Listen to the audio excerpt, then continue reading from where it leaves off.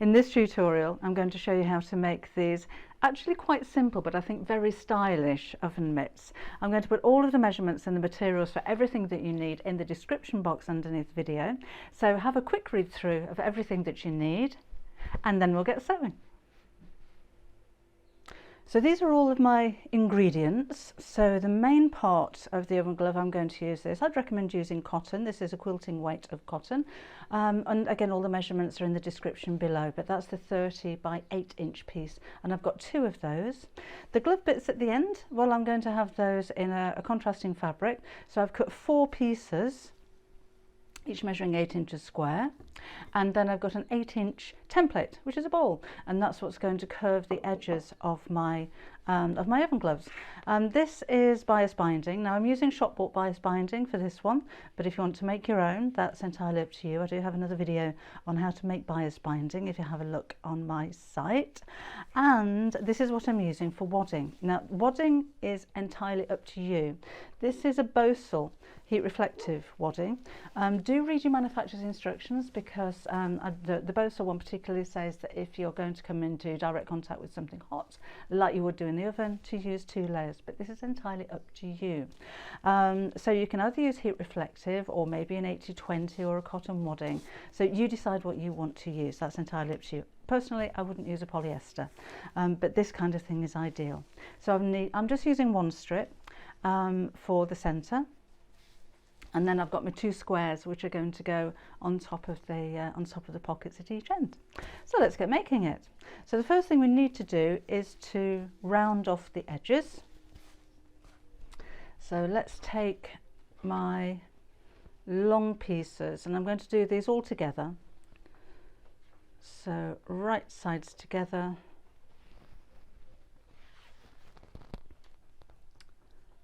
And I'm going to fold that in half. So I'm cutting through 4 pieces of fabric all in one go. Of course, you can do those individually if you prefer.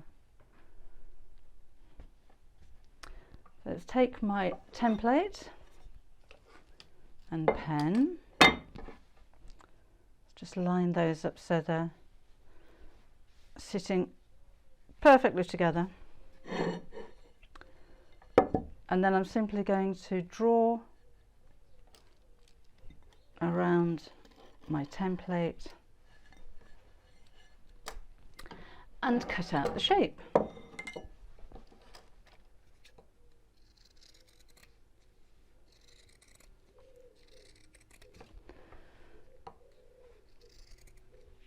So now I'm going to quilt this as well.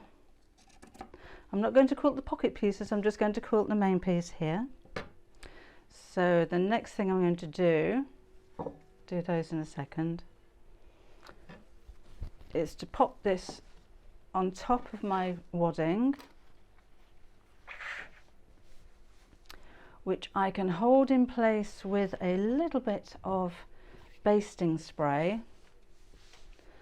So this is a 505 spray. I'm just going to put some down the centre, which is a repositional basting spray, but it disappears after a while. So I'm not worried about putting, you know, adhesive on here that is then going to come into contact with heat.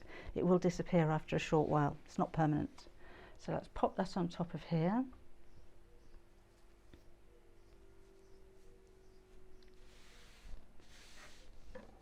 And again, let's cut around the shape. Just move that over a little bit.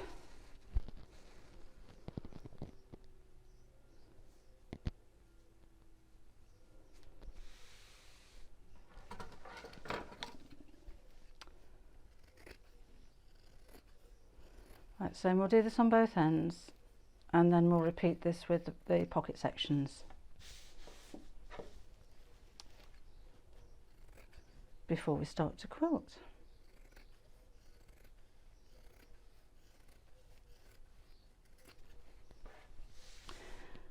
Now I do have a tea cosy tutorial on YouTube as well, so wouldn't it be nice to have a matching set for your kitchen? And these would make a lovely gift idea as well, I think. And they're so simple to make. So another one of those items that if you're going to sell it, doesn't take you very long to make it up. Let's put the second part on the back. And again, I'm going to use a bit of spray. You don't have to, you could pin this in place if you prefer. Careful not to get it on your table, and spray away from your sewing machine, and of course, always in a well ventilated room. Let's put this on top.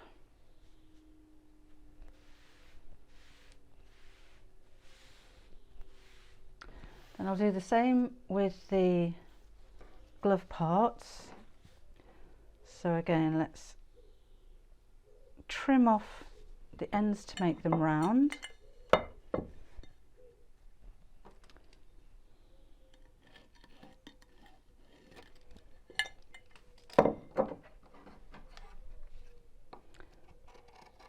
And again, I'm cutting through all four in one go, but if you're more comfortable cutting these individually, then that's up to you.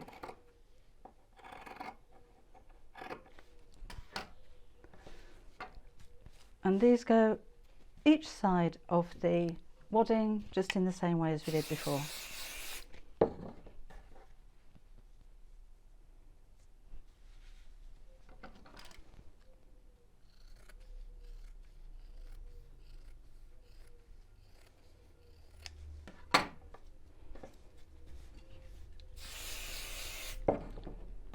Now, of course, you could make this slightly different size if you wanted to. So if you needed your pockets to be a little bit deeper, if you've got big hands, or if you're making for a man, then maybe you could make those a little bit longer.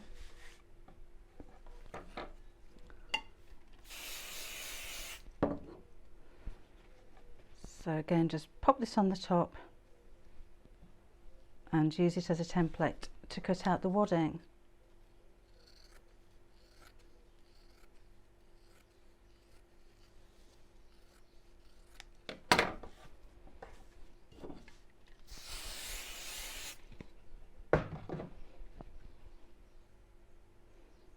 There.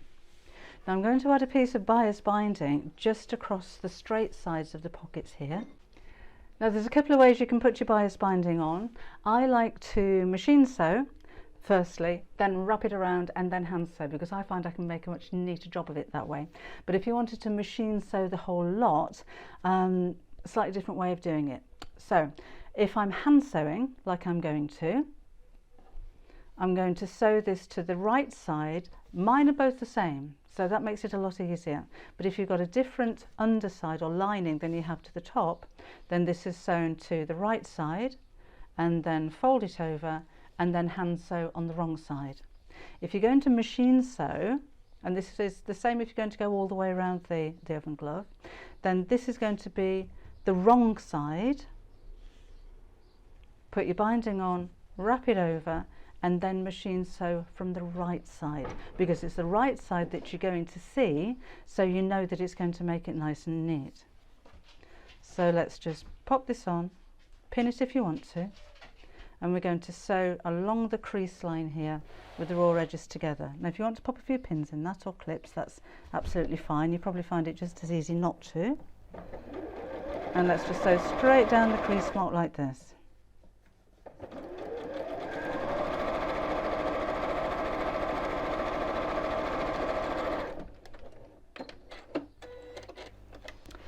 We'll do the same on the second piece, and then we'll sew them.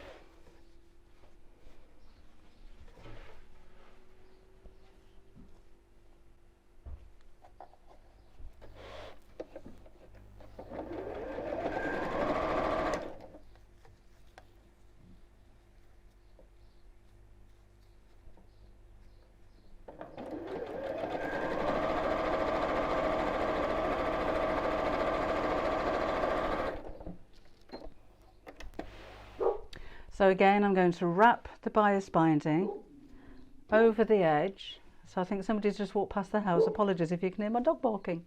And then hand sew on this side. So what I like to do is to fold the edge of the binding over that stitch line so you don't see it. So this is going to be on the inside of the glove anyway, so you're not really going to see this. But when you come to sewing the large section, you will see it. So let's just get started here. So I'm just going to do a tiny stitch going into the main part of the fabric, bring the needle out right on the very edge of the fold. I'm using a slightly lighter coloured thread so you can see what I'm doing. Ideally you'd use the same colour, so I'd be using dark brown here. So again, into the fabric and out through the fold. And the smaller the stitches, the stronger the seam's going to be, and the more invisible they'll be as well. So again, into the main fabric and just out through the fold. That's a slip stitch. And we'll go all the way across.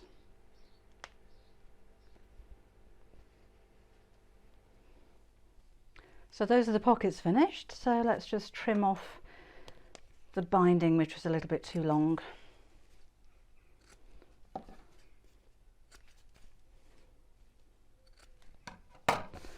Right, and I'm going to quilt the main part. You can quilt the pockets as well if you wanted to. I just chose just to do this part.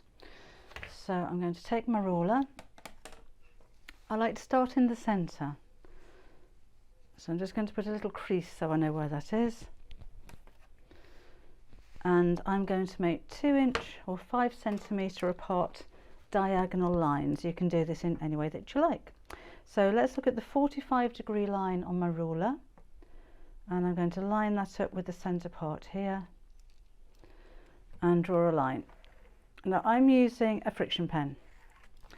Friction pens aren't designed for use with fabric, and with some fabrics they can bleach them. So do make sure that if you're using a heat erasable pen that your fabric isn't going to be affected by it by just using a little bit on a test patch first of all.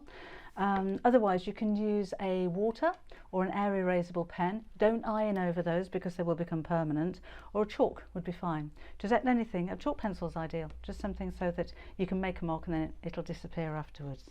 So there's my first line.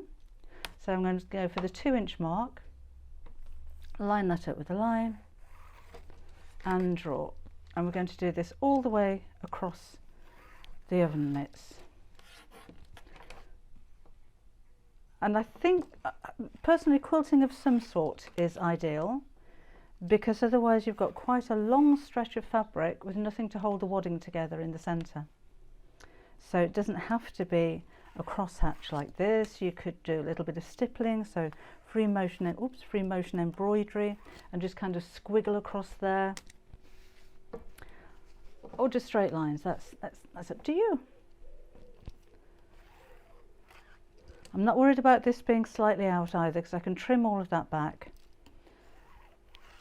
when I come to put the glove parts on. Right, now we're going to go in the opposite direction.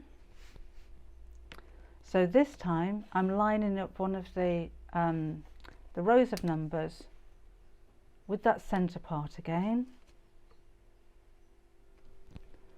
and do my first line, and again use that as a guide.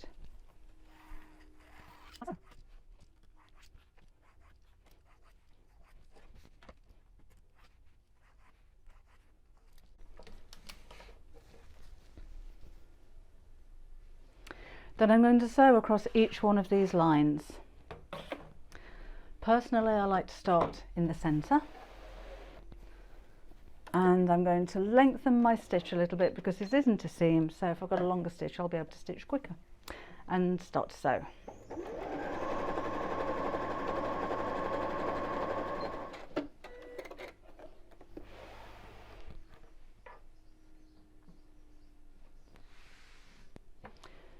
And let's pop on the mitt parts at the end here.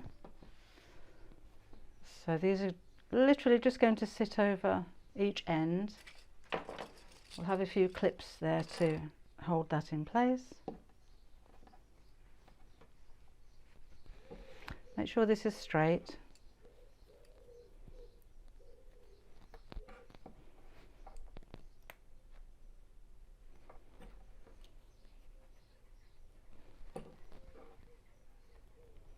And I'm just going to sew around here really close to the edge, so within the seam allowance, and this is just to hold the layers together.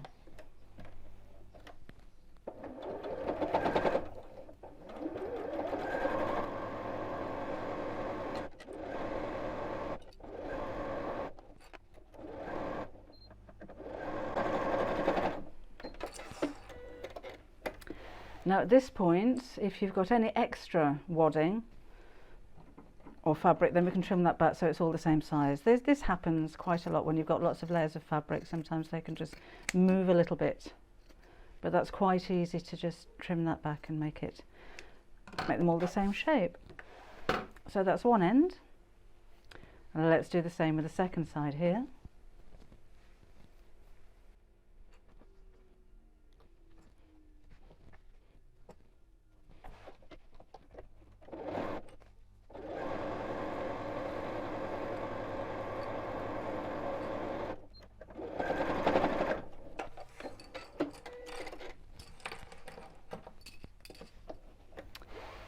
And just see if any of this needs trimming back like I did previously.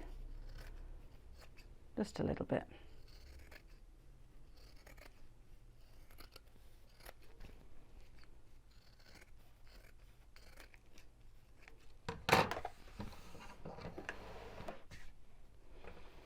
So that's how we're looking at the moment.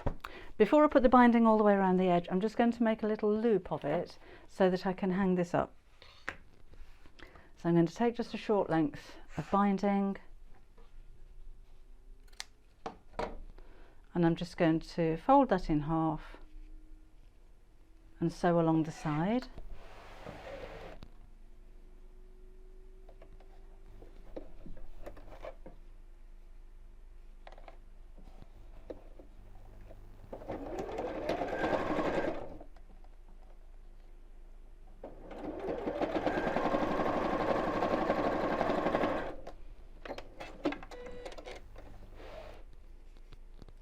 And then this is going to fold in half,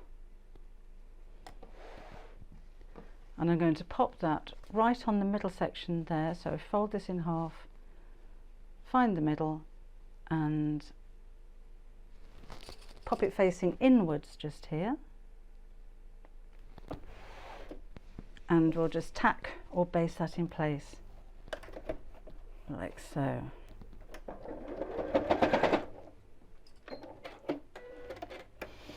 Right, so I'm going to put the stitch length back to normal. Mine's 2.4 on this machine, and then we're going to put the bias binding all the way around the edge of the mitt. So I'm going to start just at one side here, so that that's a pretty invisible place for the join, and fold over the end of the binding, pop that next to the hook, and then we'll sew this all the way around. And again, if you want to pin this, fine. I find it a lot easier not to, particularly when we get to the curved section.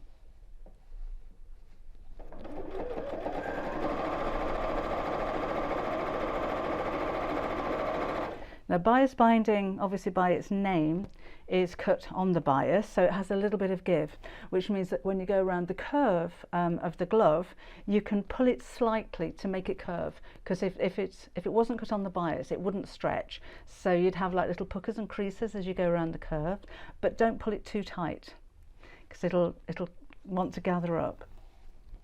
So as we're coming up to here,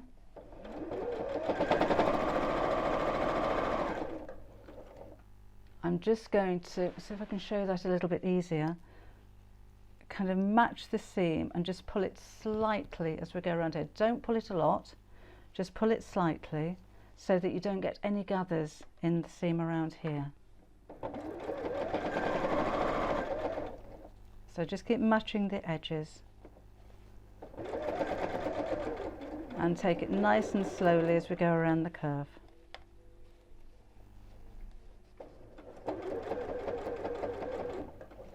Now, because you can always go over this if your curve isn't quite curvy, or if you do get any like little creases in there, because we want it to be nice and smooth. That's what your quick and picks for, isn't it? I'll just go around here and show you how neat that's starting to look.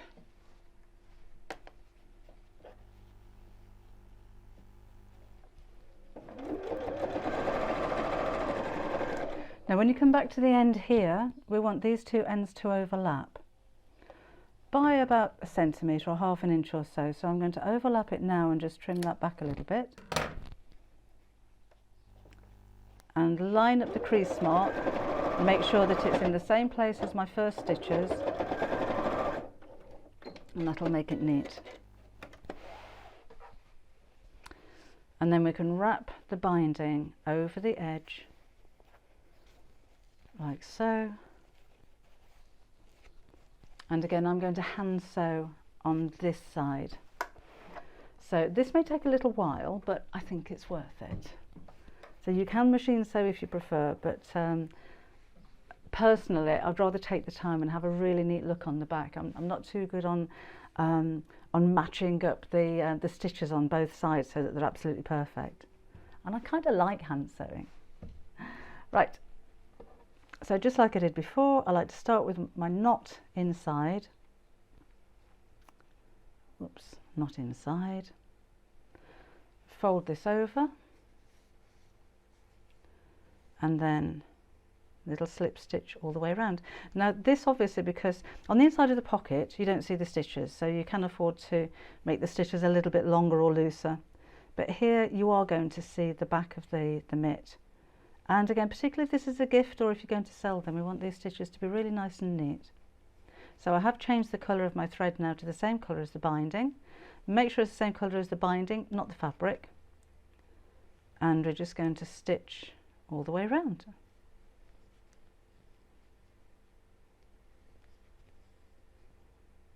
So almost back to the beginning.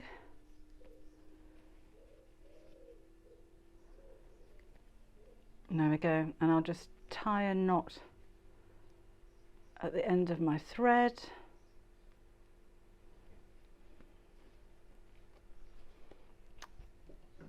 Snip that off.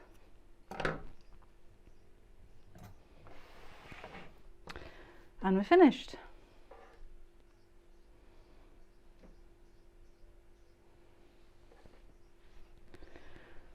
And I think actually they're quite quick to make, and I just think they look as good as if you were to go into a shop and buy them. Enjoy making yours.